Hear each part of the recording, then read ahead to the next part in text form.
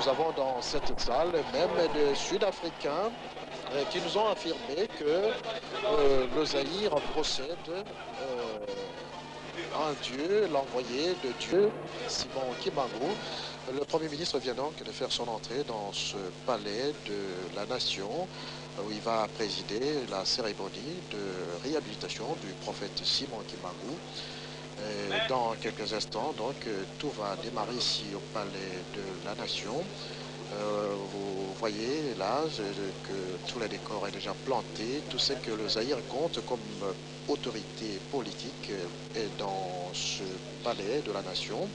C'est donc un palais de la nation qui vient de voler la vedette quelque peu au palais du peuple, qui abrite depuis un peu plus d'un mois la conférence nationale souveraine, une conférence qui a du mal à démarrer. Et nous croyons fermement qu'à partir de cette cérémonie de la réhabilitation du prophète Simon Kimbangu, le peuple zaïrois va prendre conscience de son avenir et pour se mettre d'accord avec l'Éternel, avec Dieu. Cela dépend de son avenir. Le peuple zaïrois doit se réconcilier avec lui-même, et avec son Éternel. C'est ce qui a fait défaut. Le Premier ministre fait donc son entrée dans ce palais de la nation qui est arboré au vert et blanc, couleur chère à l'église kimbanguiste. Et comme je vous l'ai dit, cette journée de réhabilitation du prophète Simon Kimbangu, ce n'est pas seulement pour l'église kimbanguiste, c'est une journée importante pour tout le peuple zaïrois.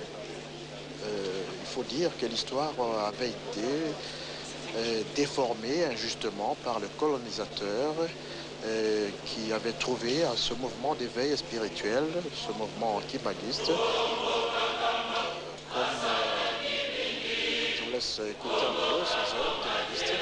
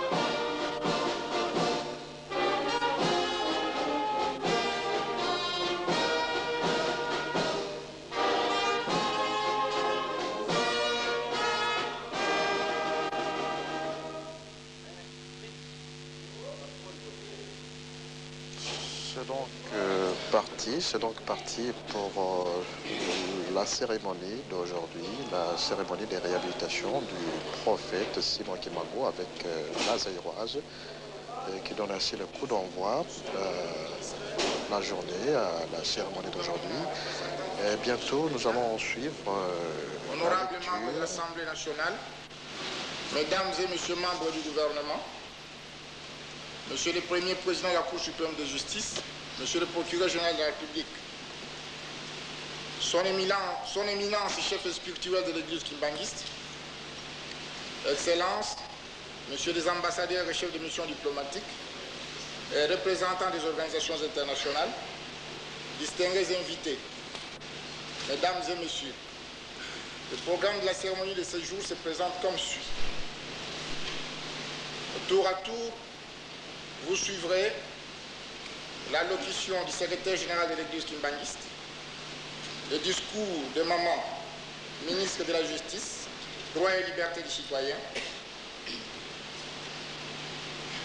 qui sera suivi de la décoration du fait du prophète Simon Kimbangu à titre posthume par le chancelier des ordres nationaux. Et enfin, un cocktail sera servi au rez-de-chaussée de cet immeuble. Je vous remercie. Sans plus tarder, avec l'autorisation du Premier ministre et chef du gouvernement, représentant en personne du chef de l'État, nous invitons le secrétaire général de l'église Kimbanguiste de venir prononcer son allocution de circonstances.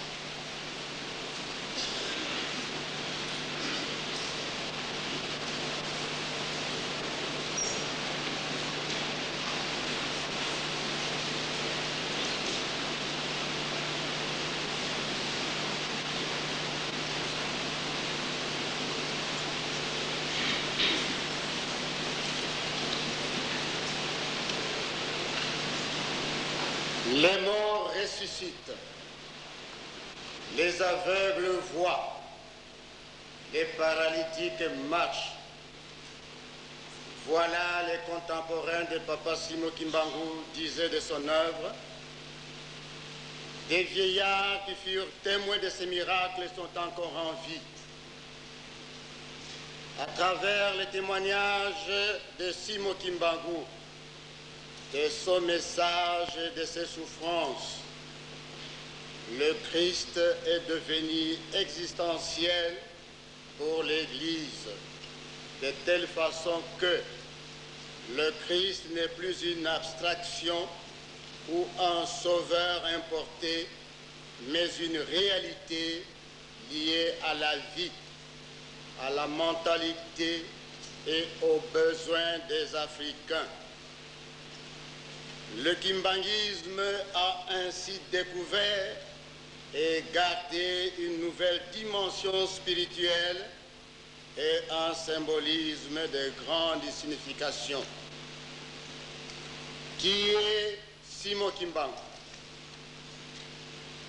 Simon Kimbangu est né en Kamba le 12 septembre 1887, région du Bas-Zaïre, de l'union de Papa Kouyela et de Maman Louise. Sa mère y trouve la mort quelques mois après la naissance de son fils. Quand Kimbangu eut l'âge de 7 ans, un missionnaire sollicita auprès de sa tante qui se levait l'autorisation de lui dispenser une éducation religieuse à la mission de Gombe Lutete. A priori, cette dernière refusa à cause de l'absence de son père, mais par la suite, sa tante Marie Kinzembo l'autorisa. Il reçut une modeste formation scolaire, fut catéchiste protestant, agriculteur et marié à Maman Mouilou Kiawanga Marie.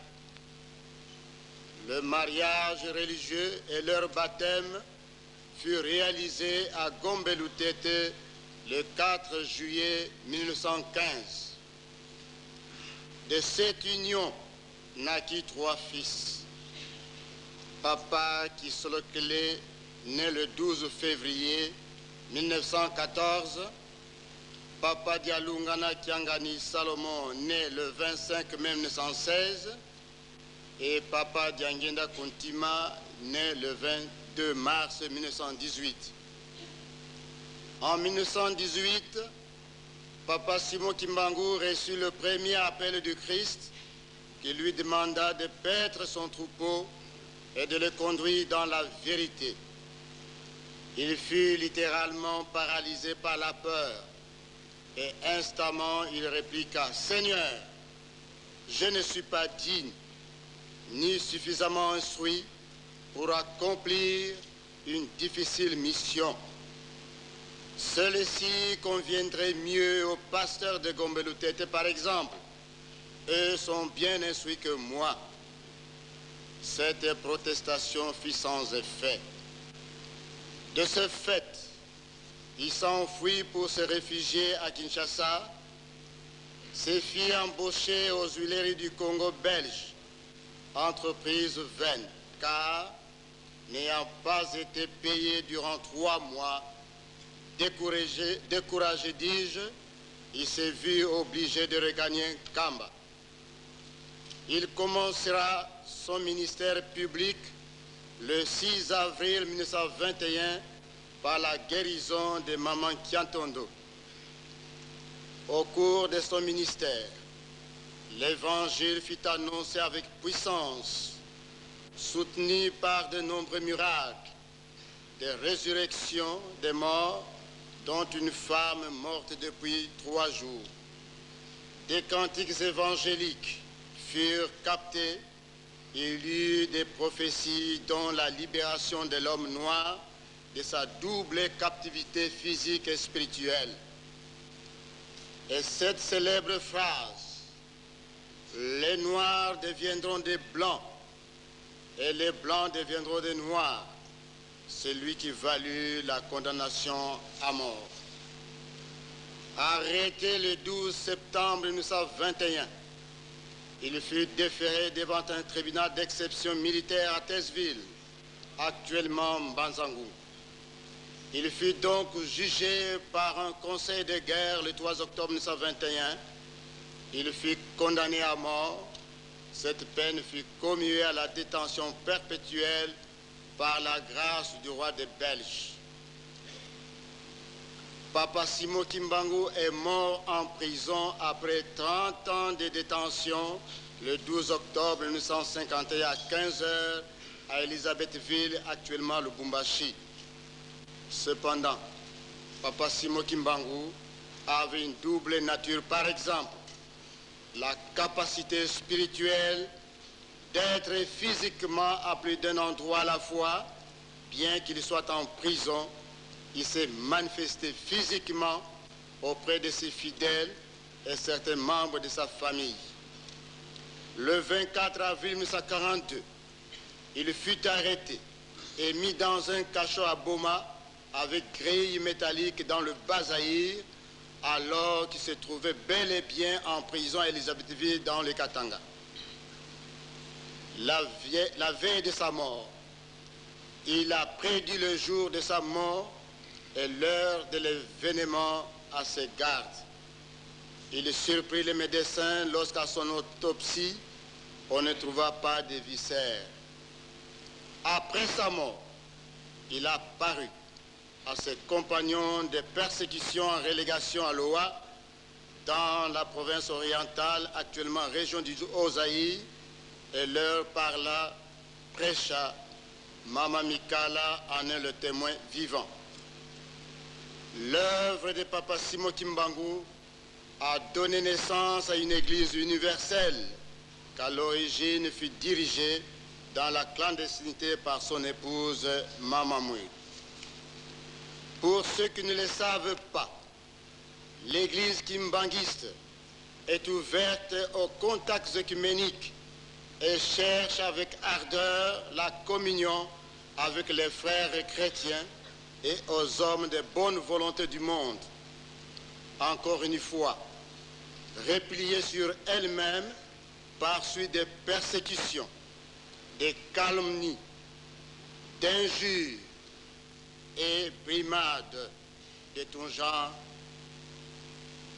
et je dois affirmer que l'Église, elle affirme solennellement que le passé est pardonné.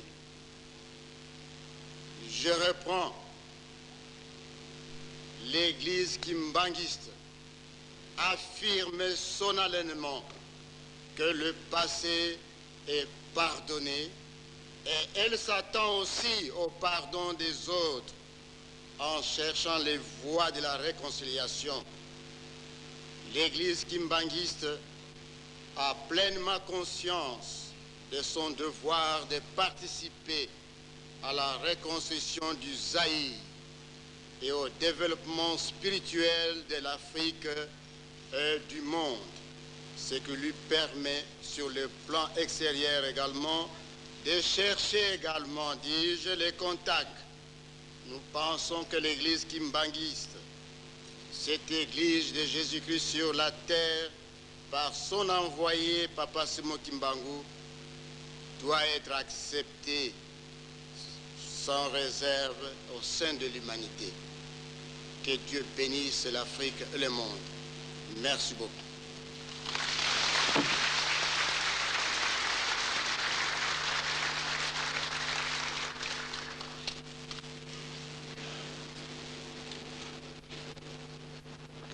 À présent, nous invitons Maman ministre de la Justice, Droit et Liberté des Citoyens à venir prononcer son discours.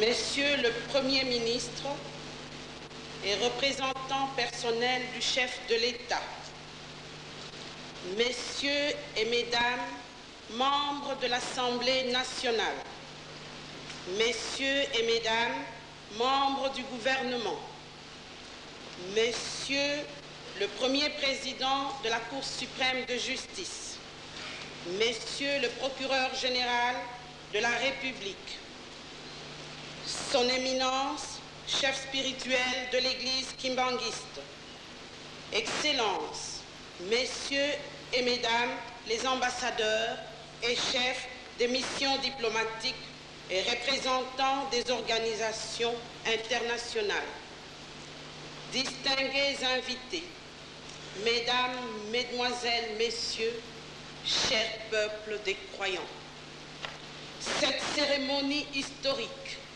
marque le terme de l'inexorable dynamique qui a permis la réhabilitation progressive du prophète Simon Kimbangu.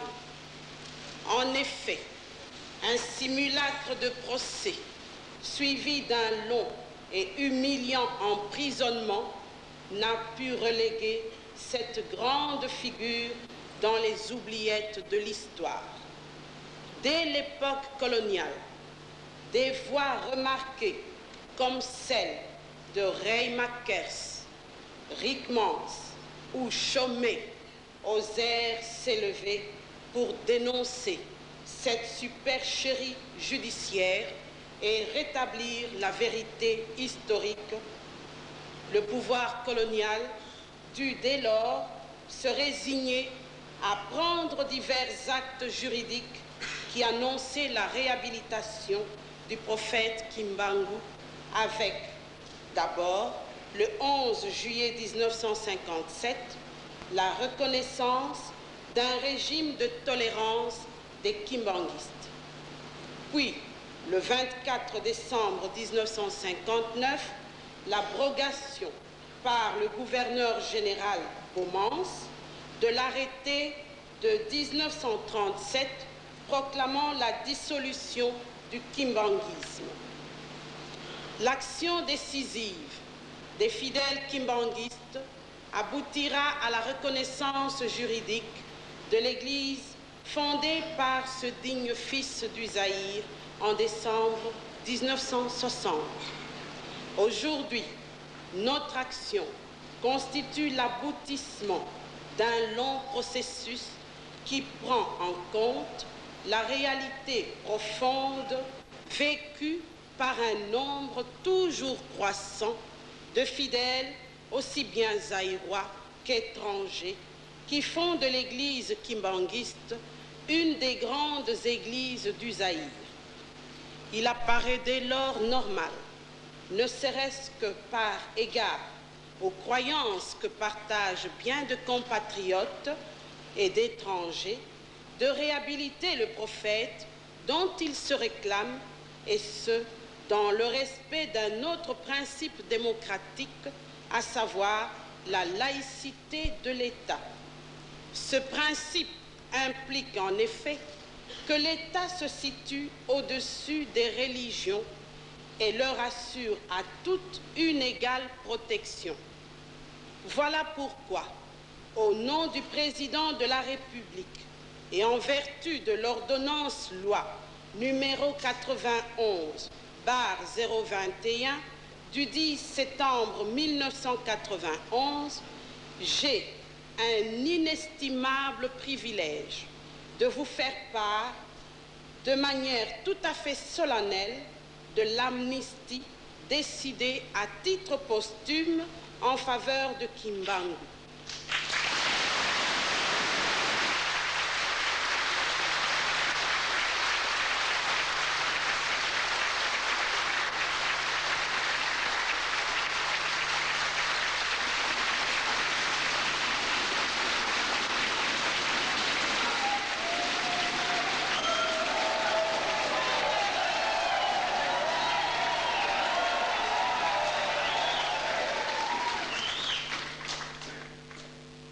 Effectivement, il s'agit de l'amnistie décidée à titre posthume en faveur de Kimbangu, détenu dans les prisons coloniales d'Élisabethville jusqu'à sa mort survenue le 12 octobre 1951.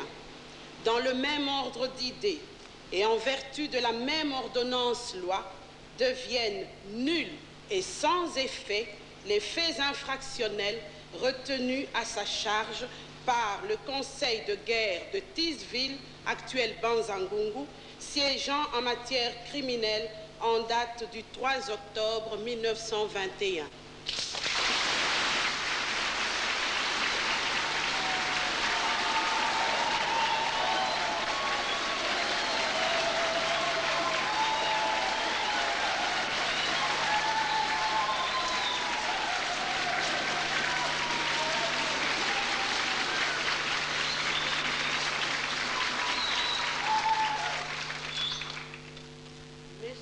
Premier ministre, représentant personnel du président de la République, messieurs et mesdames les membres de l'Assemblée nationale, messieurs les membres du gouvernement, distingués invités, mesdames et messieurs, qu'il me soit permis, au-delà du symbolisme de cette manifestation politique, d'épingler trois enseignements majeurs. Le premier concerne l'apparition même de ce grand dirigeant noir, surgi du terroir, hors de toute influence coloniale, au moment où celle-ci apparaissait comme la seule source du pouvoir sur cette terre africaine. Rien, en effet, dans le passé de ce modeste travailleur des centres extra-coutumiers, rien dans le passé de cet humble catéchiste ne le désignait pour une si haute mission.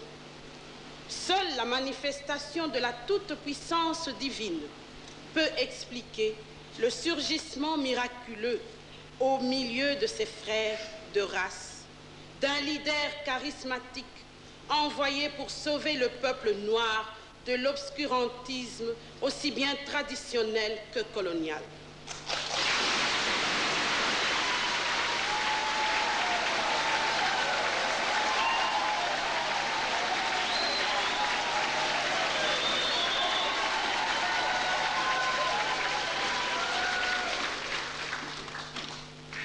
Le deuxième enseignement que nous inspire la vie et la passion de Simon Kimbangu est sans conteste son extrême tolérance. ni le message, ni le comportement de cet homme pacifique, avant, pendant et après le procès qu'il a condamné si injustement, ne révèle la moindre injure, menace ou invective contre ses adversaires. Kimbangu a enseigné sa doctrine sans jamais jeter l'anathème sur la doctrine des autres.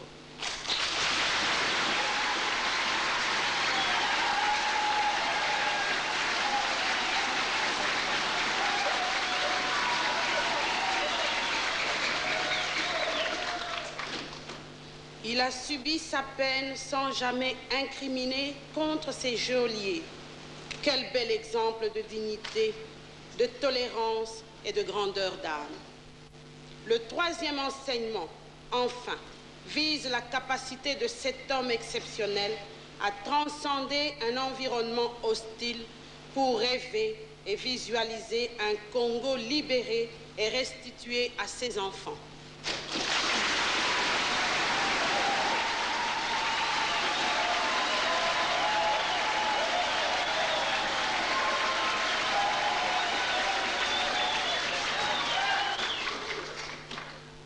Sans armes ni violence quelconque, Kimbangu, par sa seule foi, a projeté tout un peuple dans l'action jusqu'à ce que les chaînes se soient brisées.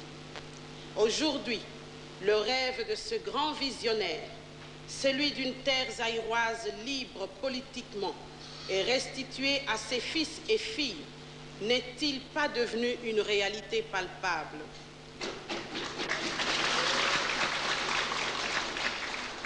Puissions-nous, mesdames et messieurs, nous inspirer de ce triple enseignement en ce moment carrefour où notre nation recherche une fois de plus sa voie. Il nous faut aujourd'hui plus que jamais des croyants qui craignent Dieu et qui aiment leur prochain comme ils s'aiment eux-mêmes. Il nous faut aujourd'hui plus que jamais des dirigeants nationalistes, visionnaires et tolérants, capables de sacrifices pour l'intérêt supérieur du peuple qu'ils sont appelés à guider vers un destin qui réponde enfin à ses aspirations et ses attentes les plus profondes, paix et liberté, démocratie et bien-être. Je vous remercie.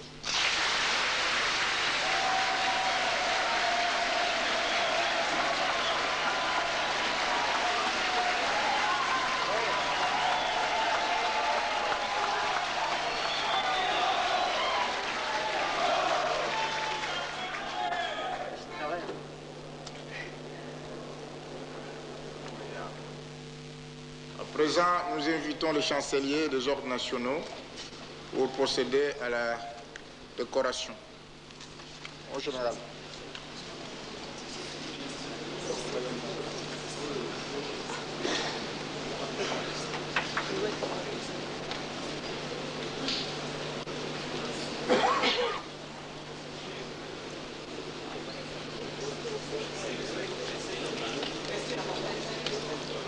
Musique, garde à vous.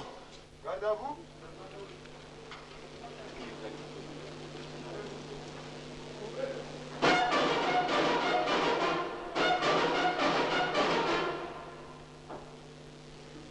Portez les armes.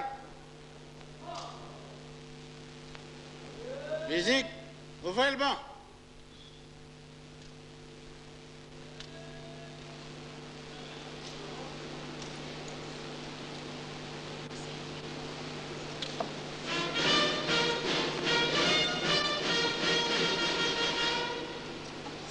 Arme au pied, repos.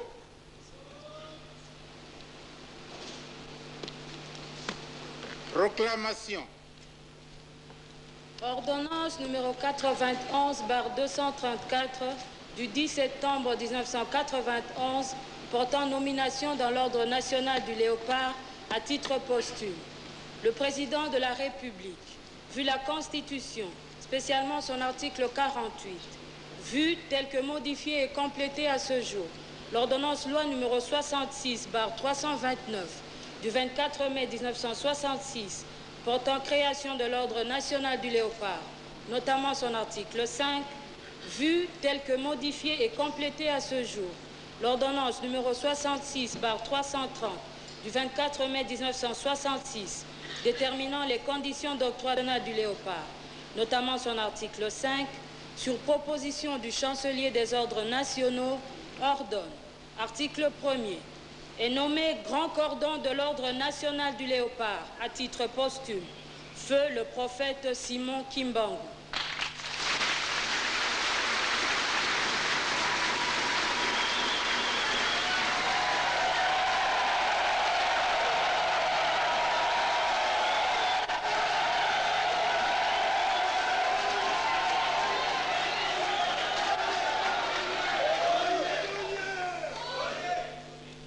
Article 2.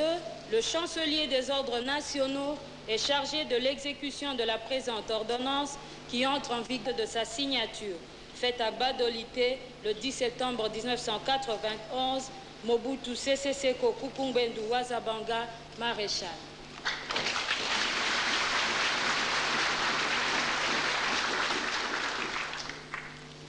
Prophète Papa Simon Kimbangu, au nom du président de la République, grand chancelier des ordres nationaux, et en vertu des pouvoirs qui me sont conférés, nous vous faisons grand cordon de l'ordre national du Léopard à titre posthume.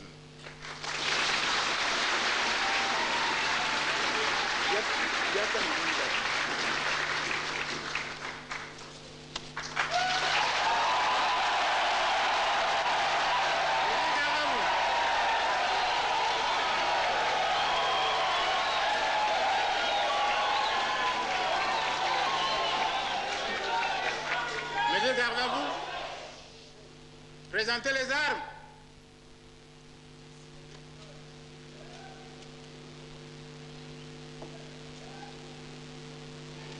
Musique, fermez le banc et hymne national.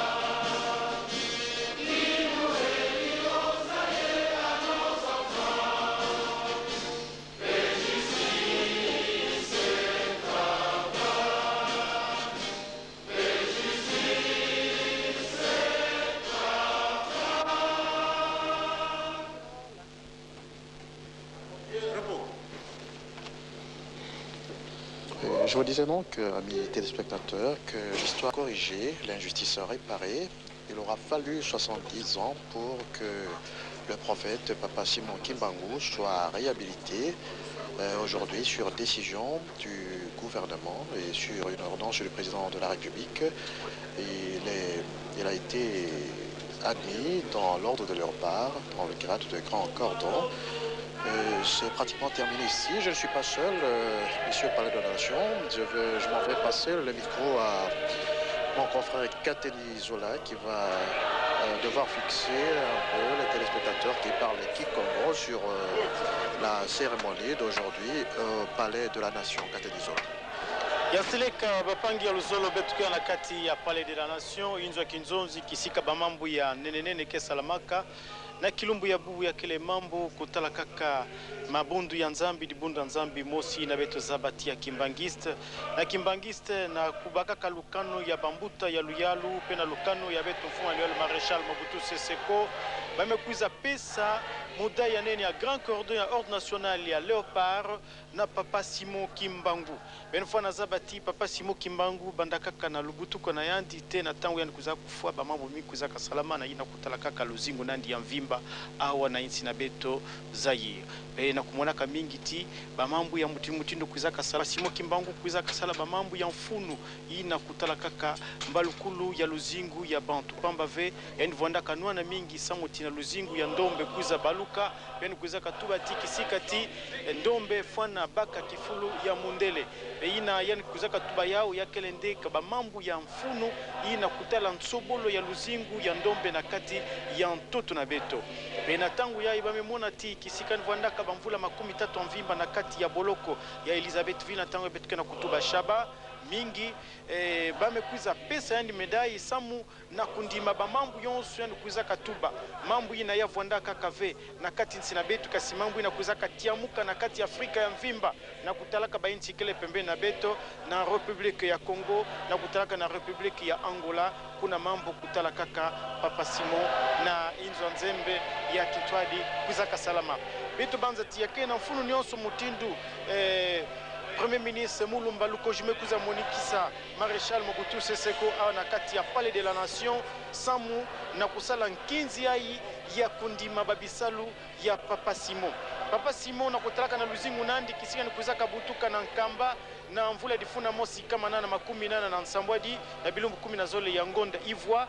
tena tangu yai yamekuza sala bamvula 10 nsambwadi ya mvimba na luzingu nandi pamba veni kuzaka butuka na region ya Bazaire na sous-région ya Cataract na papa uyela pena mama Luezi pe yani kuzaka sala kamwa bakalasi ya fioti kasi diambo nene vwandaka na andi ata ya vwandaka kuvata ntoto sana kukidikila kasi diambo ya kupesa mutindu ina baminkuikizi diambo kutala nzambi pe yani kuzaka kwela mama Mwilu pe Mwilu Marie Kiawanga bakuzaka buta bana tatu na kutalaka papa kisolokele ina dizina nandi kele na baletre 10 ya mvimba butukaka na bilumbu 10 na zoli ya ngonde zoli ya mvudi funa mosi kama kwa 10 na iya pe na kutadiaka papa dia lungana baletre pe 10 ya mvimba butukana bilumbu 10 zoli na 5 ya ngonda 5 na mvula difuna mosi 10 na sambanu na nsuka ekele papa dia ngienda pe baletre kele 10 ina kuzaka butuka na biluma 10 zole na zole yangonda 3 mvodi funa mosi kama kwa 18 kana betu metu batina bamazina na bao yakele nde baletre 10 ina kena kumonisa kikundi kimpangi pe kimvuka na kati ya luzingu ya bantu beto banzati yakena mfuna nena tangu yai Papa Simon Kimbangu bamekuiza ndima yandi ya vwanda au na inti ya vwanda peko na mazulu na bisalu ya nene amekuiza sala na inti na beto ina yakele matondo mengi na luyalo inti na beto pe pana yonso ya kimkive baminkuikizi yonso kena beto au na kati ya Republika Zaire bamendima samna nkive baminkuikizi kele na kati ya inti ya Congo pe na toto ya Angola bamendima na kati na beto banzati na biese ina beto mebika beno samu na mayangi pe ya kiesi ya nene na kati awa ya Palais du Peuple ina yonso ke na mfuna nene ya beto pangi elonge osako. Ouais, merci Kateni Zola, tout est pratiquement terminé ici au Palais de la Nation, mais je m'en vais poser quelques questions à Maître Mbongu qui est conseiller juridique de l'Église. Maître, 70 ans après, le prophète Simon Kimbangu vient d'être réhabilité. Un commentaire à chaud. C'est un suivi qui a été tout à fait normal. Depuis le 17 avril 1957, le kimbanguisme était déjà sur la voie de la réhabilitation, car le gouverneur à l'époque avait déjà accordé une période de tolérance à l'église kimbanguiste. Et le 24 décembre 1959, ce fut l'autorisation, la libération officielle de l'église kimbanguiste.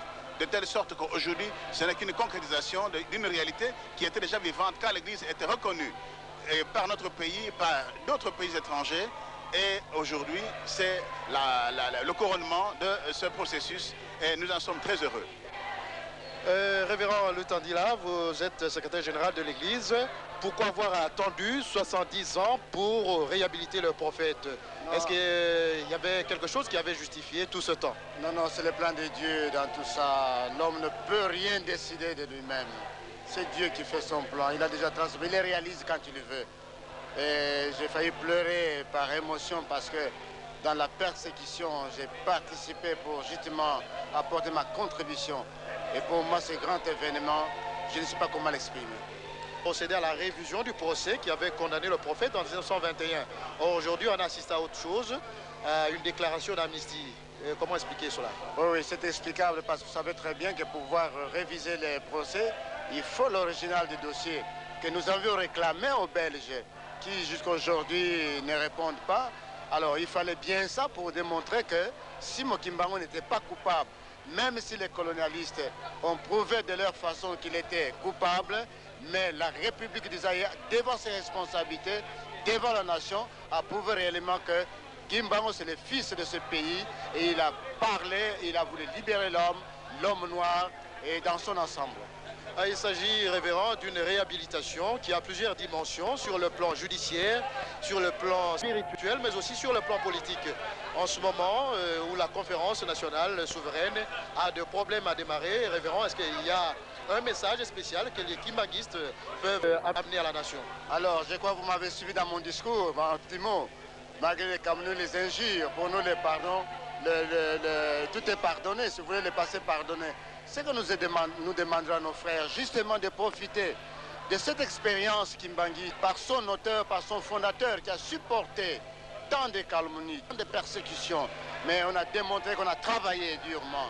C'est pourquoi c'est un message adressé surtout à tous nos conférenciers qui prennent conscience de penser aux enfants dans les hôpitaux, dans les maternités, ces enfants qui sont dans les rues, ces enfants qui sont dans les études supérieures, l'école primaire, l'école maternelle, qui sont à l'université aujourd'hui, qui peuvent casser qui détruisent, qui cassent nos voitures, nos biens.